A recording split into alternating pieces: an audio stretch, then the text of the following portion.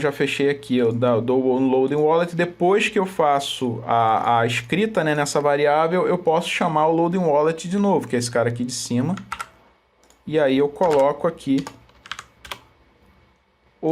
a variável que eu quero que ele jogue naquele HTML.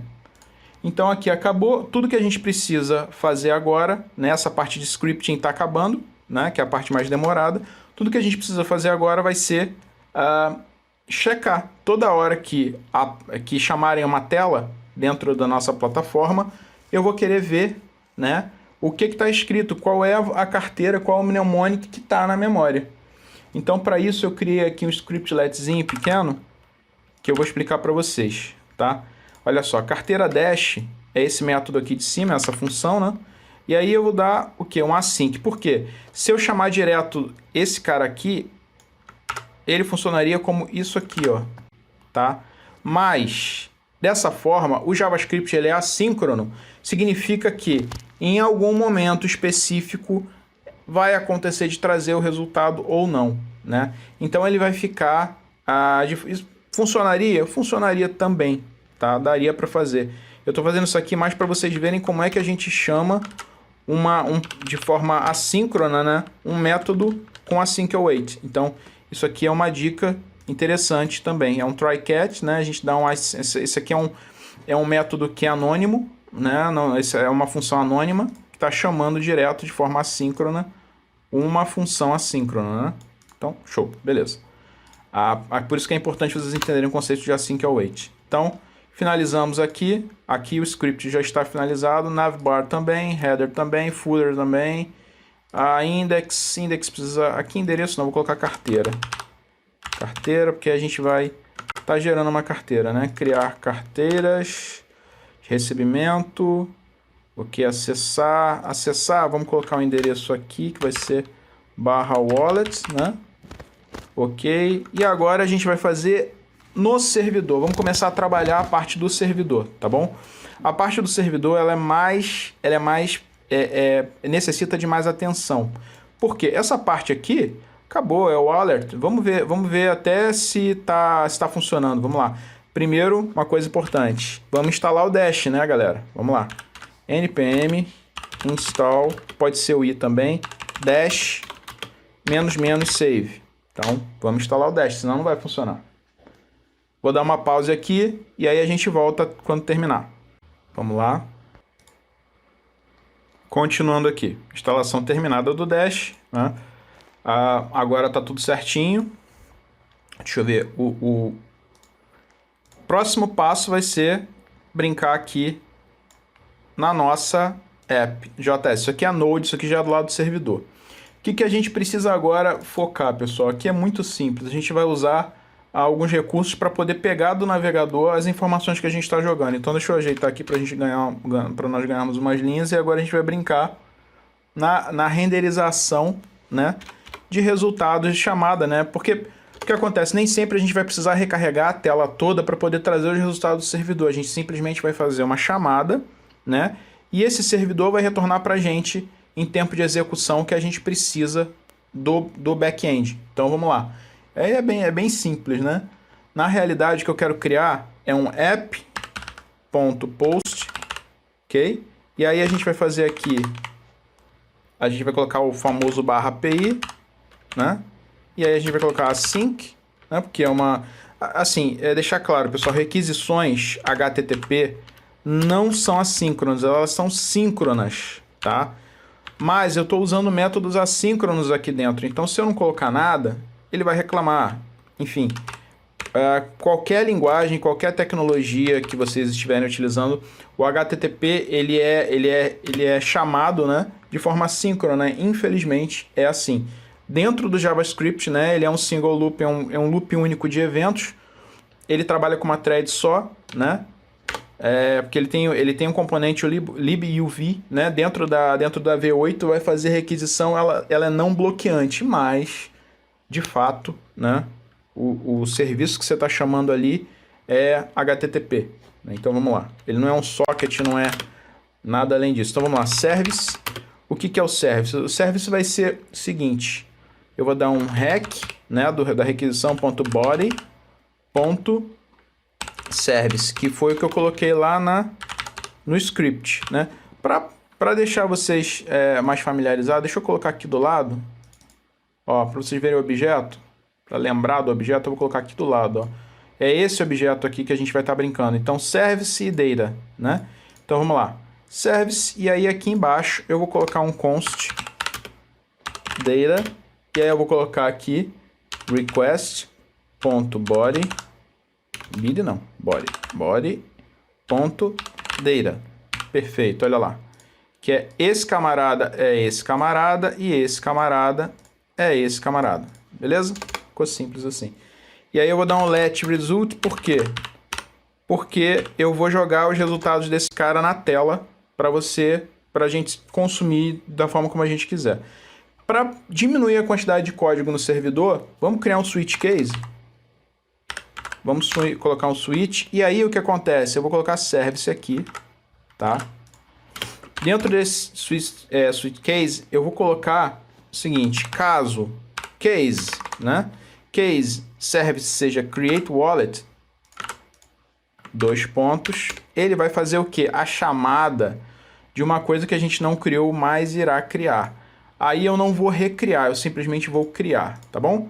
Então vamos lá, eu não vou recriar o tutorial, que foi o primeiro tutorial que eu fiz, tá? Então eu vou criar aqui um diretório chamado service, ok? Dentro desse diretório services eu vou criar um arquivo chamado wallet.service.js, tá? E aqui eu vou simplesmente pegar da minha colinha o tutorial, o primeiro tutorial, né, que eu fiz, que já tá, se vocês quiserem voltar, vejam o primeiro lá, o primeirão, ele vai dizer justamente o que eu vou fazer aqui. Então, tudo que eu tenho que fazer é copiar e colar esse service aqui, ó. Beleza, eu vou só fazer um resumo para explicar para vocês. O que é esse service? Ele vai pegar do Dash, né? Eu vou fazer uma chamada na biblioteca que eu acabei de instalar ali embaixo, né? E aí eu vou fazer aqui a configuração, mnemonic eu estou passando nulo porque eu quero que ele gere para mim. Eu vou jogar esse opts aqui dentro da biblioteca do Dash e aí a gente vai fazer a mágica acontecer, tá? Eu vou dar um return aqui e aí eu vou dar um address, né? E eu vou retornar um mnemonic normalmente. E aí o create wallet eu estou dando um export aqui para a gente poder usar ele dentro do app.js. Então vamos dar aqui em cima um require, né? Dentro do app. A gente vai chamar o wallet service.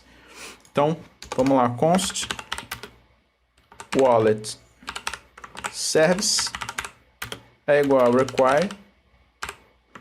Eu estou usando require, mas a gente já poderia usar um import, tá, pessoal? Que eu estou fazendo da forma antiga primeiro, porque pode não fazer sentido, né? Pode ter gente usando versões antigas do Node, pode não funcionar. Então, dessa forma aqui, a ideal é que funcione tudo, né? Services, e aí ele já achou ali para mim o wallet service, ó. Pronto, acabou. Então, o wallet service já está ali. Se eu chegar aqui agora dentro do wallet service e eu colocar aqui dentro do meu switch case, ó, wallet service ponto, aí ele vai dar o create wallet para mim, tá? Eu preciso jogar alguma coisa dentro desse create wallet? Não. Olha lá, ele não pede nenhum tipo de parâmetro, então ele é simplesmente uma requisição e ele vai me retornar um result, né? Então meu result é esse. Ok? Aqui eu já faço... Ah, tá faltando uma coisa.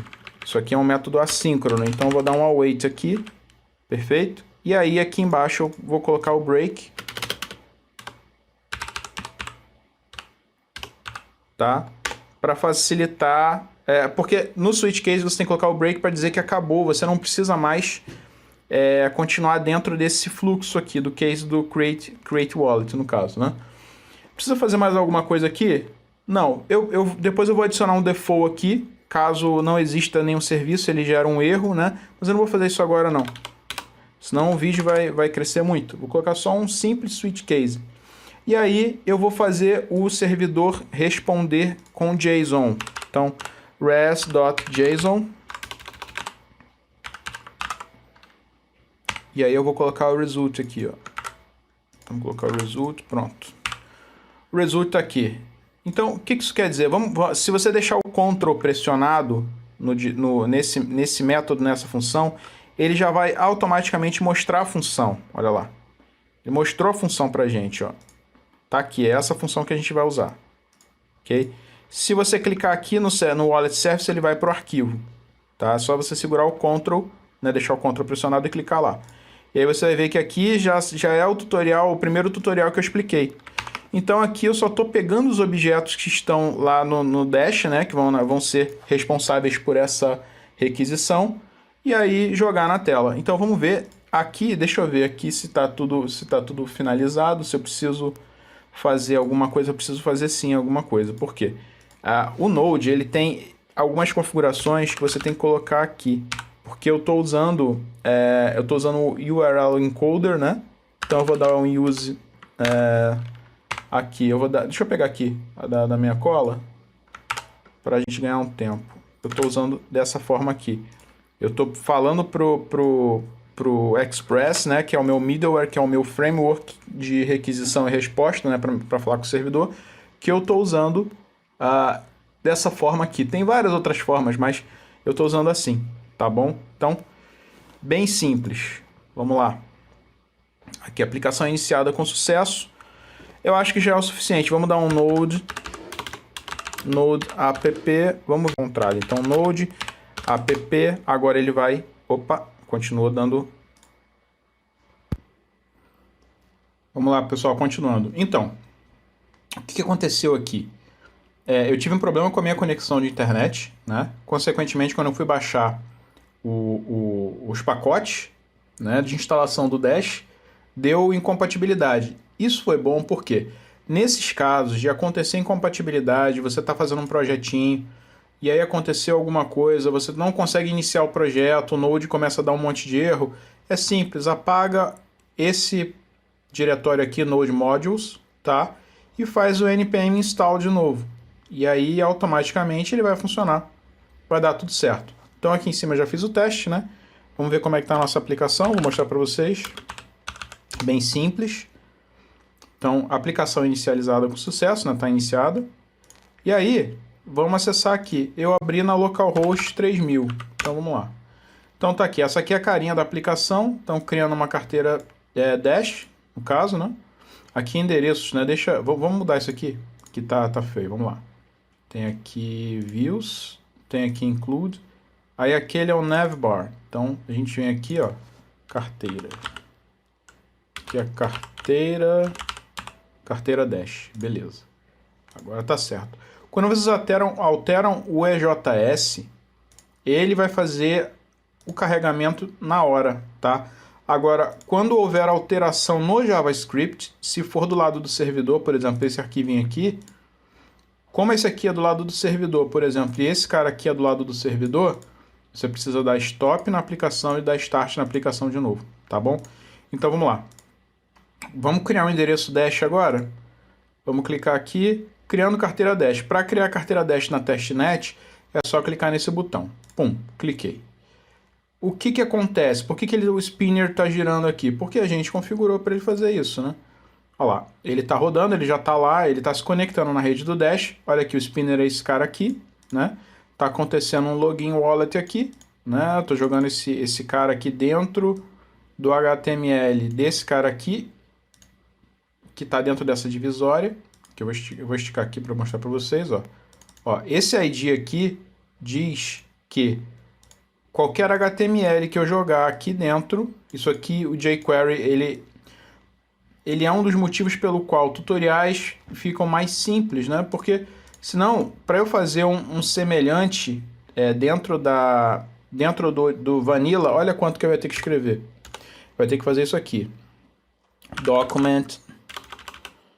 document.getElement by ID. Aí eu dentro desse camarada eu colocaria dados dash aqui. E aí eu colocaria ponto inner HTML é igual a esse HTML aqui. Olha a diferença. Então, assim, o de cima tem o mesmo resultado do de baixo. Eu prefiro o de cima. A gente escreve menos. É bem mais simples.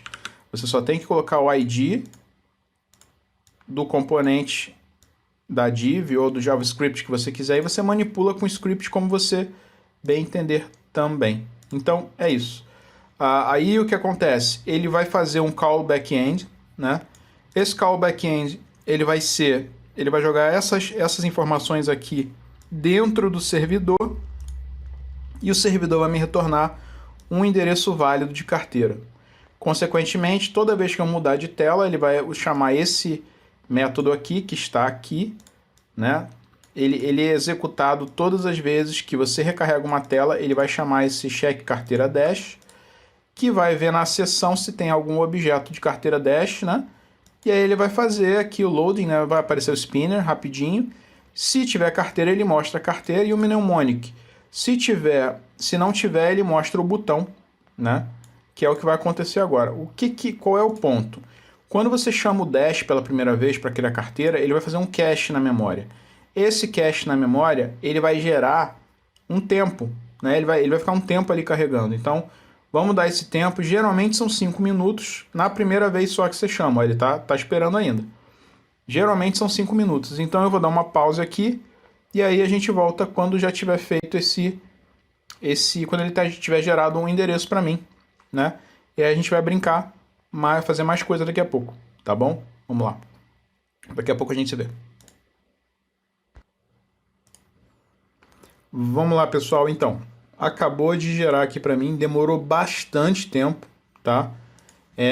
Em alguns casos, dependendo da hora também e da velocidade também, da sua conexão, tem vários fatores que agravam um pouco, né?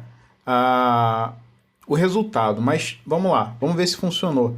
Então, assim, eu estou em home, né? E aí eu instantaneamente vou para essa tela aqui. Quando eu vou direto para a carteira, eu já tenho a minha carteira aqui, eu não preciso fazer de novo, né? Então, olha aqui a gente tem o mnemonic, né? O que é o mnemonic? Só para deixar bem claro, são palavras aleatórias que tem que ter uma sequência. Então, isso tudo aqui é respectivamente. Isso daqui é o mnemonic dessa carteira.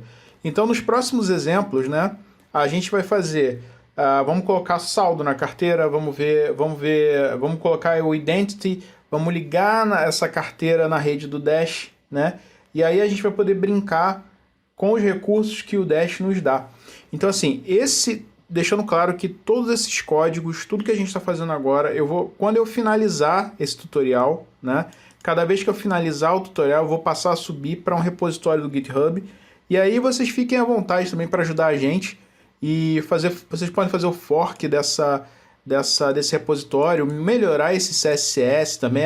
O Diogo fez um CSS que ficou muito feio. Consigo fazer um CSS bem melhor, bem mais bonito, show de bola. Faz um fork, que se seu CSS ficar bom, eu até faço um pull, né, do que você fez e eu passo a usar como sendo se você der permissão, é claro, se eu tiver permissão do cara que fez, da pessoa que fez, eu passo a usar como sendo o principal. Vamos deixar o negócio bonitinho e a partir daqui a gente continua. No próximo tutorial a gente vai criar o Identity, né? Lembrando que todo o material, todas as dúvidas que vocês tiverem, né, vai estar aqui. Tudo vai estar aqui, né? Aplicações, guia da marca. Eu queria logo do Dash, não tem problema, você vai achar aqui, né, o repositório. E aí você tem também algumas coisas dentro do Dash, né, além das aplicações, enfim. Você tem também o repositório oficial, onde tem alguns projetos lá dentro, né, bem interessantes. E nós temos aqui, deixa eu ver onde é que está esse... Não, esse aqui é o Dash Devs, né, que você pode conversar direto com os Dash Devs, né? Isso é bem legal, esse contato que você tem, né? E a documentação oficial que está aqui, né? Então você tem a referência da plataforma, você tem tutoriais, como conectar, create and fund wallet, aí você tem aqui dentro, né, essa estrutura. O próximo a gente vai brincar com esse camarada aqui, tá? Então a gente vai registrar uma identidade, depois a gente vai seguir essa sequência aqui para os próximos tutoriais.